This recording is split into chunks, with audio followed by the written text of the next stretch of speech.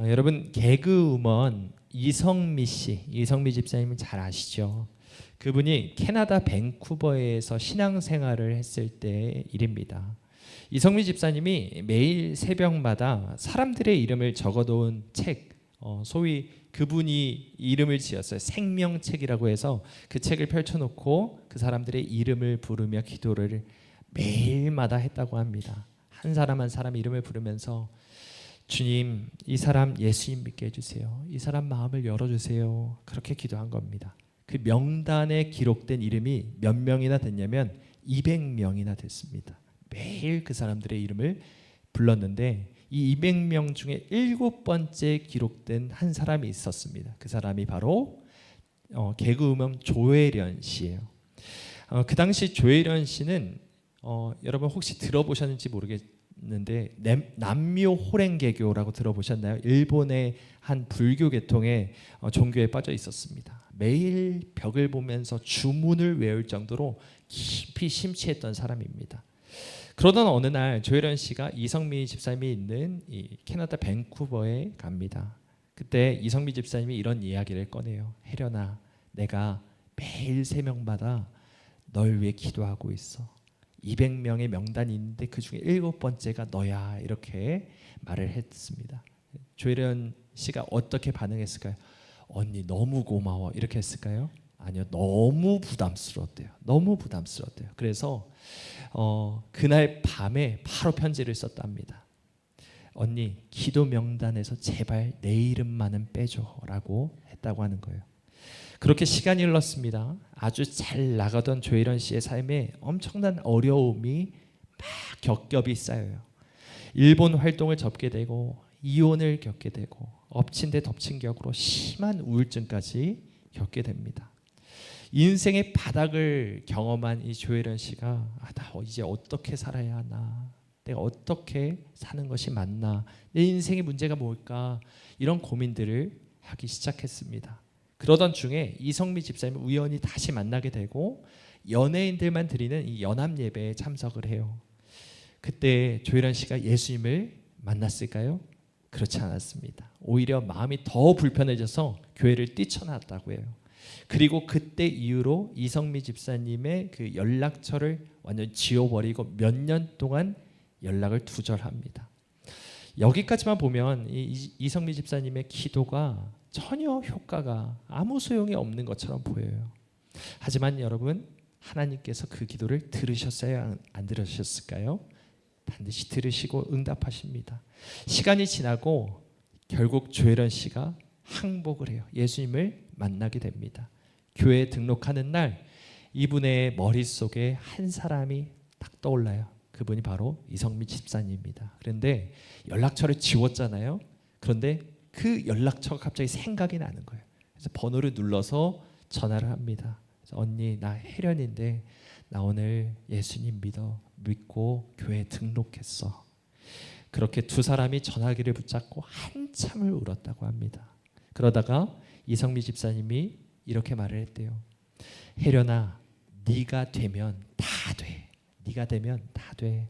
이게 무슨 말입니까? 이 사람이 예수님 믿으면 나머지 모든 그 책에 기록된 사람도 다 예수님 믿고 돌아올 것을 더 확신하게 되었다는 말이죠. 여러분, 저는 이 이야기를 들으면서 한 가지를 생각하게 됐습니다. 사랑하면 포기하지 않는구나. 포기하지 않는구나. 얼마나 포기하고 싶었겠어요. 얼마나 기도하기가 힘들었겠습니까? 그 사람이 아무리 거절을 하고 부담스러워해도 너무 싫어한 나머지 연락을 끊어도 이성미 집사님은 그의 이름을 지우지 않고 오히려 매일매일 그 사람의 구원을 위해 기도했습니다. 여러분, 이것이 오늘 본문에 나오는 사도 바울의 마음이요, 그리스도 예수님의 마음입니다. 사랑하면 그 사람의 영혼을 포기할 수가 없는 거예요. 아무리 그 사람이 어떻게 하든 간에 끝까지 그 영혼을 붙잡고 기도하는 것, 이것이 바로 오늘 로마서 본문이 말씀하는 내용입니다. 그럼 여러분, 오늘 우리를 한번 돌아봅시다. 우리는 어떻습니까? 나는 지금 누구의 이름을 품고 기도하고 있습니까? 내 남편의 이름, 내 자녀의 이름, 교회를 떠난 가족들의 이름, 아직 예수님을 알지 못하는 친구와 이웃들, 가족들의 이름을 부르시며 기도하고 있습니까?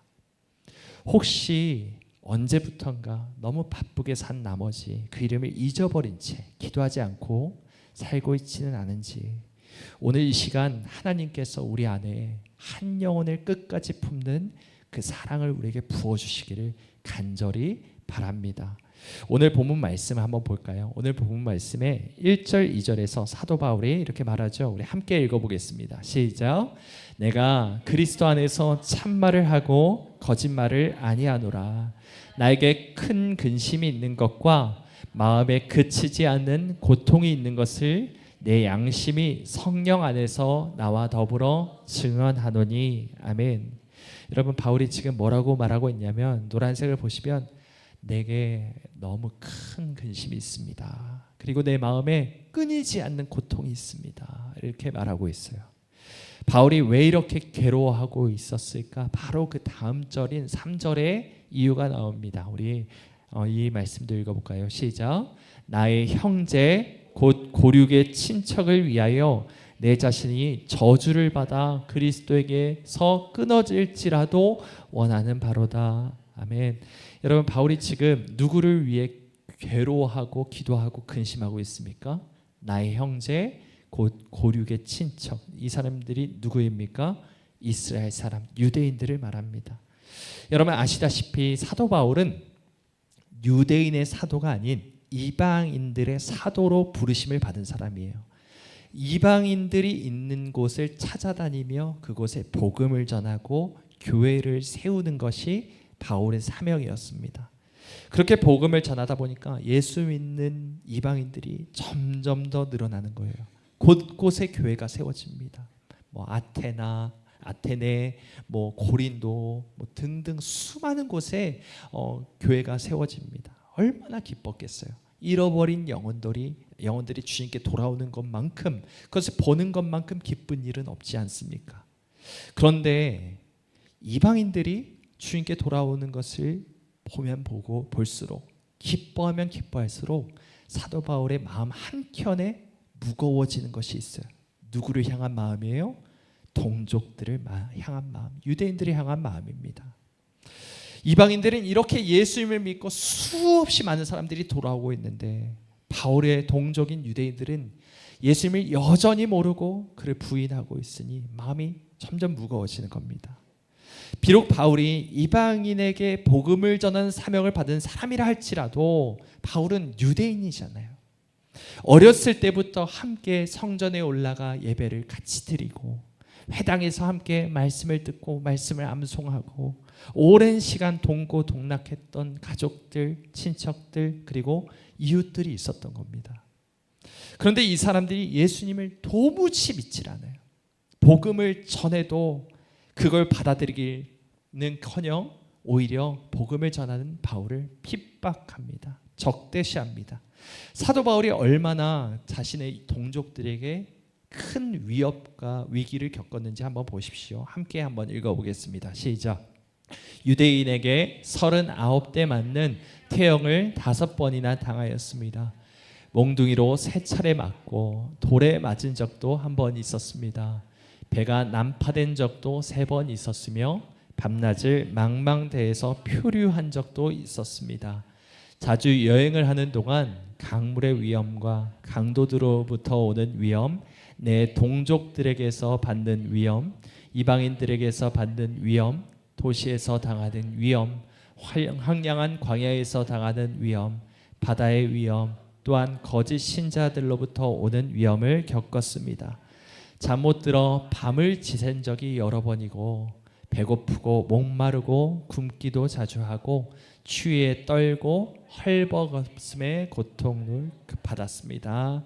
아멘. 여러분 다시 한번 24절을 보시면 바울은 39대의 매를 맞는 태형을 5번이나 당했단 말이에요. 그런데 누구에게 이걸 당해요? 유대인에게 당합니다. 그 당시 여러분 태형은 아주 잔인한 형벌 중에 하나입니다. 사람을 기둥에 묶어놓고요, 가죽 채찍으로 온몸을 사정없이 때립니다. 실제로 태형을 당하는 도중에 장기가 파열되어 죽거나 또는 과다출혈로 죽는 경우도 비일비재했다고 해요. 그런데 바울은 유대인들 때문에 이 태형을 몇 번이나 당했다고요? 5번이나 겪었습니다. 그런데 이것이 전부가 아니죠. 몽둥이로 맞기도 하고요. 루스드라라는 도시에서는 유대인들이 던진 돌에 의해서 거의 초죽음에 가까이 죽은 줄 알고 아예 그 시체를 버렸다고 기록되어 있어요. 죽은 줄 알고 버렸어요. 근데 기사회생했던 일들도 있습니다. 다 누구에게 당한 거예요? 자기 동족들에게 당한 겁니다. 유대인들은 바울을 죽이기 위해서라면 수단 방법을 가리지 않았어요. 만약 여러분 주위에 이런 사람이 있다고 생각해 보십시오. 어떻게든 날 해치려는 사람, 가만히 놔두려 하지 않는 사람, 악의적으로 날 어떻게든 해치려고 기회만 엿보는 사람이 있다면 여러분은 어떤 마음이 드시겠어요? 사랑할 수 있겠습니까? 아니, 사랑은커녕 미워하기도 바쁘지 않겠습니까? 미워할 수밖에 없는 이 철천지 원수가 바로 이 유대인들이에요. 그런데 여러분, 바울이 유대인들을 향해 어떤 마음을 품고 있다 말합니까? 우리 3절 다시 한번 읽어보겠습니다. 시작. 나의 형제 곧 고륙의 친척을 위하여 내 자신이 저주를 받아 그리스도에게서 끊어질지라도 원하는 바로라. 바울이 지금 뭐라고 말하는 겁니까? 주님, 내가 주님께 저주를 받아 주님으로부터 끊어지는 한이 있더라도 내 형제를 구원할 수만 있다면 얼마나 좋겠습니까? 저는 그걸 원합니다. 이렇게 간절히 기도하고 있는 겁니다. 이렇게 끝까지 그들을 포기하지 않고 그들을 향해 애통하며 기도하고 있는 거예요. 여러분, 이게 얼마나 무거운 말입니까? 이 3절 말씀이. 바울이 누구한테 잘 보이고 싶어서 지금 이 말을 하고 있는 겁니까? 아니요. 로마 교회에 있는 사람들의 대부분은 유대인보다는 헬라인들이 많았어요. 이방인들이 더 많았어요. 누구에게 잘 보일 필요가 없습니다. 그리고 9장 1절을 보시면 내가 그리스도 안에서 참말을 하고 거짓말을 아니하노라. 그리고 맨 뒤에 보시면 성령이 이것을 증언한다라고 표현하기도 합니다. 바울은 자신의 고백이 거짓말이 아니라는 사실을 강하게 말하고 있어요. 성령님께서 이것을 증언하고 계신다라고 자신 있게 말하고 있습니다. 자기를 핍박했던 사람들, 자기를 죽이려고 했던 사람들을 생각할 때마다 제발 저들을 구원해 주십시오. 저들이 구원받을 수만 있다면, 저들이 예수 믿을 수만 있다면 나의 목숨도 나의 영혼도 아깝지 않습니다. 그 어떤 것도 아깝지 않습니다라고 기도하고 있는 겁니다. 여러분 어떻게 생각하십니까? 이 기도에 대해서. 바울이니까, 위대한 사도니까 이렇게 말할 수 있지, 이렇게 생각하십니까? 아니요. 여러분, 바울도 예전에는 그리스도를 믿는 자들을 잡아 옥에 가두고 죽였던 사람입니다. 스데반 집사님이 돌에 맞아서 처절하게 죽고 있는 그 모습을 보면서도 표정 하나 변하지 않고 저 사람이 죽는 것은 마땅하다 생각했던 사람이 사도 바울입니다. 그런데 그 바울이 어떻게 바뀝니까? 자신이 핍박하던 사람, 자신이 미워하는 사람, 그 사람을 위해서 마음 아파하고 자신이 저주를 받아 끊어지는 한이 있어도 내가 그들이 구원받았으면 좋겠다 하고 있는 것은 무엇 때문에 일어난 변화입니까? 그 사람의 위대함입니까? 그 사람의 의지가 강해서 그래요? 그 사람이 다른 사람보다 더 많은 사랑을 품고 있는 사람이기 때문에, 특출난 사람이기 때문입니까? 아니요. 예수 그리스도를 제대로 만난 사람이기 때문입니다. 바울의 마음 안에 예수님의 사랑이 한없이 부어지기 때문에 자신이 견딜 수 없는 그 마음을 가지고 유대인들을 위해서 기도하고 있는 것이죠. 여러분, 제가 어렸을 때를 돌아보면 교회 다니는 게 참 재미있었다라는 그런 마음이 있습니다. 특히 중고등부, 청년부 시절은 잊혀지지 않는 많은 추억들이 있어요. 형 동생들이랑 하루 종일 교회에서 악기치며 찬양하고 또 같이 여기저기 놀러 다니기도 하고요.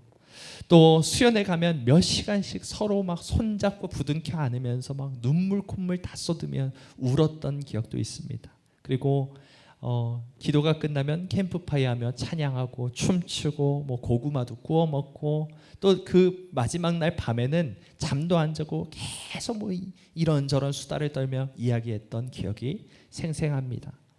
그 당시 저에게는 함께 신앙생활했던 그 형제들이 나의 전부라고 말할 수 있을 만큼 소중했습니다. 많은 시간을 함께 보내면서 정도 많이 들고 또 함께 신앙생활하는 것이 참 행복했어요. 그런데 지금 그들을 생각하면 마음이 너무 무겁습니다. 이 사람들 다 어디 갔지? 그렇게 뜨겁게 신앙생활하며 예수님을 부르짖었던 그들 다 지금 어디로 갔나? 이런저런 이유로 하나둘씩 떠나간 사람들, 그 중에 일부는 다른 교회에서 신앙생활을 하고 있지만 상당수가 아예 교회를 안 나가고 있다는 소식을 들었을 때 마음이 너무 무겁고 착잡한 그런 감정이 들었습니다. 그런데 여러분, 이게 길게 말을 했지만 제 얘기만은 아니잖아요. 여러분에게도 마음에 떠오르는 사람이 한두 명씩은 있으실 겁니다. 예수님을 모르는 내 가족들, 한때는 열심히 신앙생활했지만 더 이상 교회에 나오지 않는 내 남편, 내 자녀들, 또 오랜 시간 함께 신앙생활했던 집사님, 권사님들, 함께 구역 예배드리고 함께 예배당에 나와서 막 기도하고 부르짖고 찬양했던 그 정든 신앙의 동료들이 어느 순간 떠나가 버리고 지금은 어디에서 무엇을 하고 있는지도 모르는 사람들도 있지 않습니까? 그렇다면 여러분, 우리 한번 생각해 보길 원합니다. 너는 그들을 생각할 때마다 애타는 마음이 있니? 그들의 구원을 향한 간절함이 있느냐? 바울처럼 그들을 생각할 때마다 마음에 큰 근심이 있고 끊어지지 않는 그 고통을 당하고 괴로워하고 있느냐? 하나님께서 나에게 이렇게 물어보신다면 여러분 어떻게 대답하시겠습니까? 여러분, 혹시 우리가 너무 이 상황에 익숙해져 버린 것 아닙니까? 처음에는 하나님 우리 자녀들 살려주세요, 우리 가족 좀 제발 구원을 주세요, 눈물로 기도했는데 어느새부턴가 너무 익숙해진 나머지, 차갑게 식어진 나머지 아유 언젠간 돌아오겠지, 언젠간 어떻게든 되겠지 하며 안일하게 생각하고 있지는 않습니까? 처음에는 교회를 떠난 그 사람을 생각하면 마음이 막 미어질 듯 아팠는데 이제는 너무 익숙해진 나머지 뭐 본인 삶인데 뭐 어떻게든 하겠지 하면서 그냥 포기하고 잊고 살아가고 있지는 않습니까? 여러분, 아까도 말씀드렸듯 사랑은 포기하지 않는 겁니다. 무슨 일이 있어도 그 사람을 놓지 않고 기억하며 기도하는 것이 사랑이에요. 그런데 어떻습니까? 우리는 어떻습니까? 먹고 사는 일에 바쁘고 내 문제 해결하는 일에 급급하고 이 세상 즐기며 살아가는데 정신이 팔린 채 정작 우리에게 맡겨진 그 영혼들을 외면하고 살아가고 있지는 않습니까? 영혼에 대한 사랑이 완전히 그냥 차갑게 식어져 버려서 죽어가는 자들을 보면서도 전혀 아파하지 않는 그 영적인 무감각함이 우리에게 있지는 않는지 다시 한번 돌아보길 원합니다. 너 혼자만 구원받아도 괜찮겠니? 오늘 밤 내가 다시 이 땅에 오면 너 후회하지 않을 자신 있니? 천국에 갔을 때 그 영혼, 그 천국에 없어도 괜찮겠니? 혹시 주님이 그렇게 물어보신다면 우리 어떻게 대답하겠습니까? 여러분, 내가 구원받은 기쁨이 크면 클수록 구원받지 못한 영혼들을 봤을 때 고통도 커져야 해요. 이것이 얼마나 값진 것인지 알기 때문에 그것을 나누고자 하는 마음이 우리에게 불타는 마음이 일어나야 한다는 것입니다. 여러분, 이것은 바울만의 이야기가 아니에요. 바울이 특출났기 때문에 이런 마음을 품었던 게 아닙니다. 하나님께 붙들린 사람들, 하나님의 사랑에 완전히 잠겨 있었던 사람들은 다 이런 마음을 품고 살았어요. 한편으로는 하나님의 사랑에 큰 기쁨을 누리지만 동시에 죽어가는 영혼을 보면 아파하는 마음이 있었던 거예요. 여러분, 모세를 보십시오. 이스라엘 백성들이 금송아지 우상을 만들어서 하나님 앞에 큰 범죄를 해서 하나님께서 이 자들을 다 끊어버리겠다, 이 자들을 다 없애버리겠다 했을 때 이 모세가 뭐라고 고백하는지 한번 보십시오. 한번 읽어볼까요? 시작. 그러나 이제 그들의 죄를 사하시옵소서. 그렇지 아니하시면 원하건대 주께서 기록하신 책에서 내 이름을 지워버려 주옵소서. 아멘. 여러분, 하나님, 내가 저주를 받을지언정 이 사람 살려주시면 안 되겠습니까? 이런 고백입니다. 여러분, 이 마음이 어디서 왔겠어요? 하나님께서 진짜 다 죽이시기 위해서 이런 말씀을 하셨을까요? 아니요, 모세를 시험하신 거죠. 내 마음을 너도 품고 있니?